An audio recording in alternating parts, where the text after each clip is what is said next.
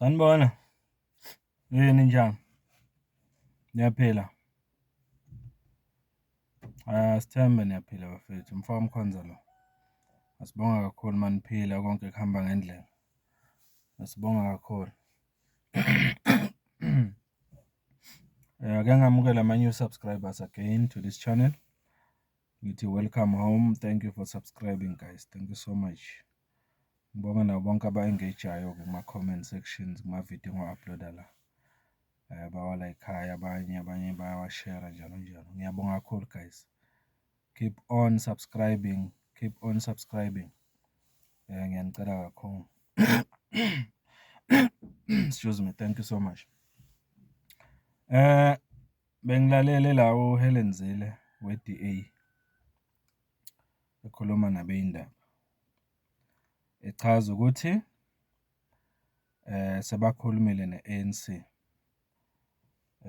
balungisa zonke izinto. Okusho ukuthi ekukhulumeni kwabo ngokusho kwaka-Helen Zille uthi babe frank, both sides abe frank, basho ukuthi kufanele kuqiniswe imithetho yale GNU ukuze amaqembu akwi-GNU azokhona ukuthi asebenzisane ngendlela e-right.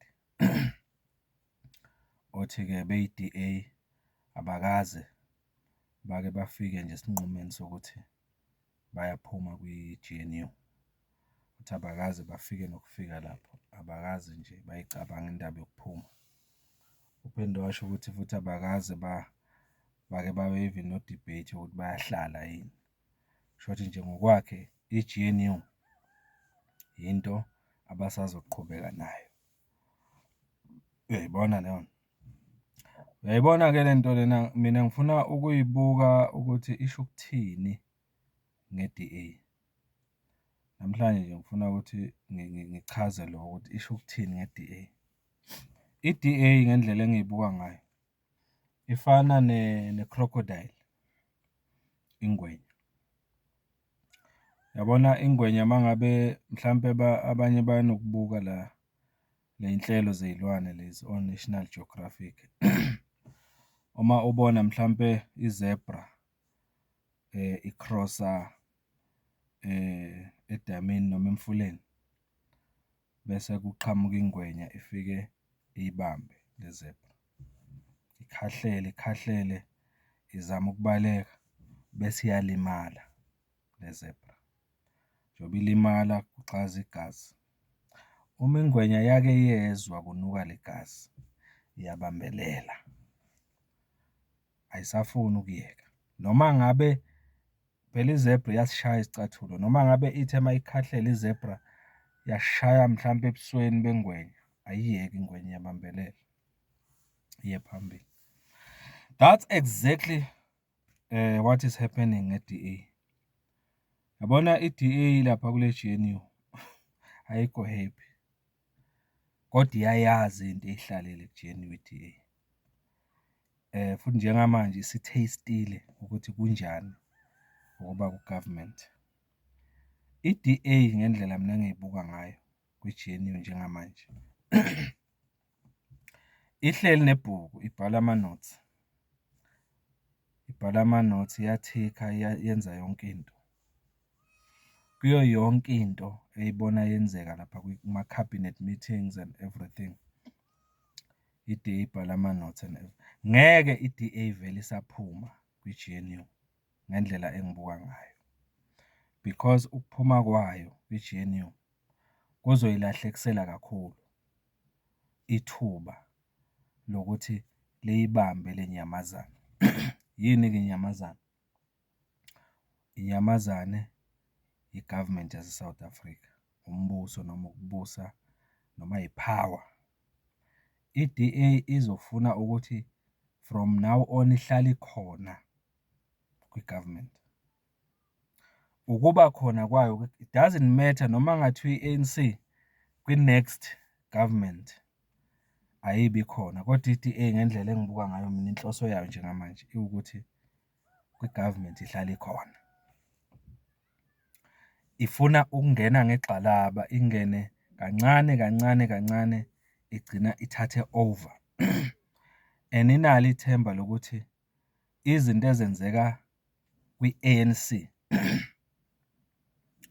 ama-internal battles e-ANC noma ukungezwani kwamalungu e-ANC nama-weaknesses e-ANC kuzosiza i-DA ukuthi ibe ingena kancane kancane igcine ithathe over.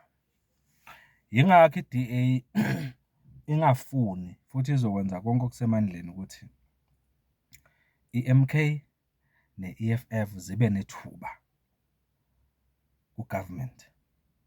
Bingeke ivume i-DA ukuthi iphume kwi-GNU ngoba bese kuzwakala kunamahemhem ukuthi i-ANC izimisele ukuxoxa even ne-MK party ne-EFF uma kuwukuthi i-DA igcine yaphuma kwi-GNU. So i-DA ikuzwile konke lokho, yathi never, ngeke singamane sibambelele kunje kule GNU, funa sibe nendlela yokuthi sihlale la noma kunzima. Ushilo uZille uthi kunzima impela kona kodwa bazohlala.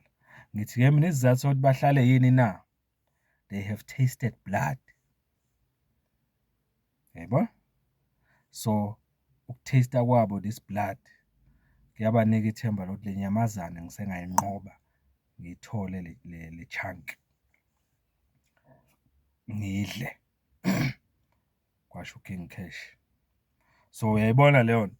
So i-DA nje mina engithanda ukugcizelela la ukuthi ukuhlala kwayo njengamanje kwi-GNU ihlala ngoba ifuna ukubhala ama-notes, ifuna ukubona yonke into eyenziwa yi-ANC kwi-cabinet. Ngoba naye angithi kuma-cabinet meetings inama-minister and all that, ifuna ukubona yonke into, ifuna ukucapitalize ngawo wonke ama-mistakes azobe lokhu enziwa yi-ANC, because futhi iyayibona i-ANC ukuthi even kuma-elections ilokhu ishone phansi njalo. Vele i-ANC ayina future kwi-government. Yingakho i-DA izokwenza sure ukuthi ayiphumi ku-GNU ngoba iku-GNU ne-political party engasenamandla vele, eyangokuya ifadalala. Yayibona? So-ke kuyobe kuwuphukuphuku vele nge-DA ukuthi iphume ku-GNU. Yiloko nje bengifisa ukusho ukuthi i-DA sekungumlando ukuthi kuke kwacatshangwa ukuthi izophuma kwi-GNU. Nama-statements aboMbalula, aboGodongwane, oMashatile nabanye lapho bebethi khona i-DA cannot be in cabinet izo-implementa i-budget engayivotelanga, okubekubonisa ukuthi i-ANC ifuna i-DA iphumile. Angeke kusenzeka lokho uma ngilalela uHelen Zille. Because uthi the meeting with the ANC namhlanje was constructive.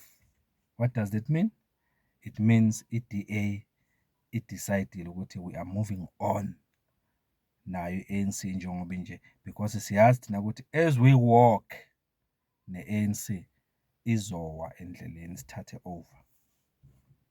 That's DA.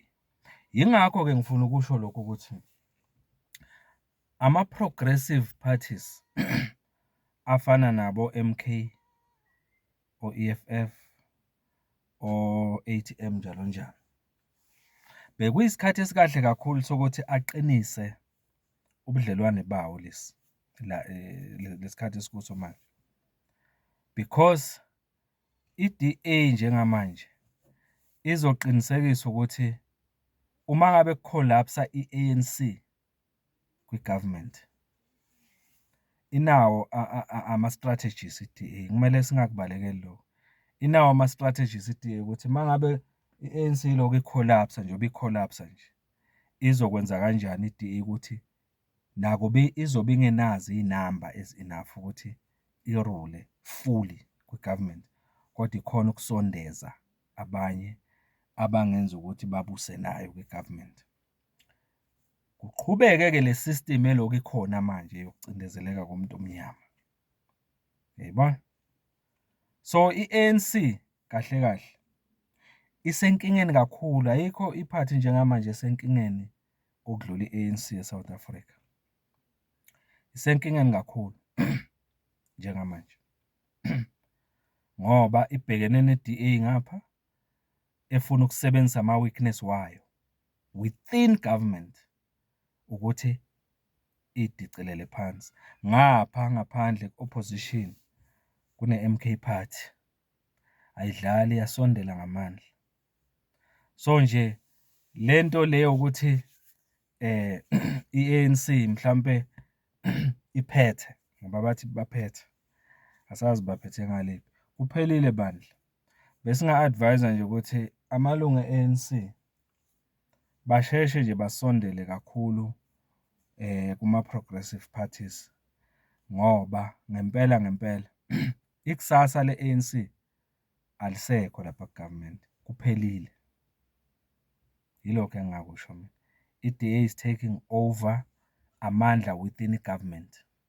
Ukuba kwe-DA nje kuleya GNU, lawa amanye amaphathi akhona kwi-GNU angenile, they are just there to say yes bas, because awanamandla vele. Wona nje ajatshuliswa ukuthi anikwe ama-portfolio athile nama-blue lights and all that. But laphayana omakhonya i-DA ne-ANC. Yilokho-ke bengifuna nje ukusho ukuthi ukungafuni ukuphuma kwe-DA kwi-GNU kuzoyizuzisa, i-calculate eyaqeda i-DA kuzoyizuzisa kakhulu ukuthi ihlale nakuba i-ANC inje, ngeke iziphume i-DA. Nangu uHelen Zille usekukhonfemile lo. Kodwa i-benefit ye-DA ukuthi izo-capitalize kuma-weakness e-ANC moving forward. Uyibuka kanjani-ke wena leyo ukuthi i-DA ayiphumanga kwi-GNU? Uyibuka ngayiphi indlela? Ake siyihlaziyeni lento eyenzeke namhlanje. Kusho ukuthi kafishane ukuqhubeka kwe-DA kwi-GNU, it means ama-negotiations e-ANC nabo-MK party they fall out. Ngeke kusaba khona, ngeke kusaba na-sense ukuthi iqhubeke i-ANC ixoxa nabo-MK party njalo njalo ngoba bekuthiwa seyizoxoxa even nabo. So-ke i-DA iqinisekisile ukuthi vele umuntu emsaba kakhulu eSouth Africa ubaba uJacob Zuma. Uma uJacob Zuma engaba setafuleni ne-ANC, ibonile i-DA ukuthi kungenzeka kube nezinto ey'thile mhlampe ezingagcine zenze ukuthi mhlampe kuma-province afana no-KZN i-MK mhlampe igcine ithathile ngoba yilapho i-DA ithe izolwa iziguqe ngamadolo. Ayifuni ukuthi i-KZN iphathwe i-MK party, ingamane isebenzisane nayo le-ANC because they are scared of Zuma, they are scared of the MK. Asihlaziyeni-ke bafethu, umfoka Mkhonza lo. If you haven't subscribed, ngiyacela ukuthi ukwenze kanjalo. Siqhubeke siyixoxa le ndaba, ziya phambili. Ngiyanibonga kakhulu-ke guys, niphile nibe mnandi. Thank you so much.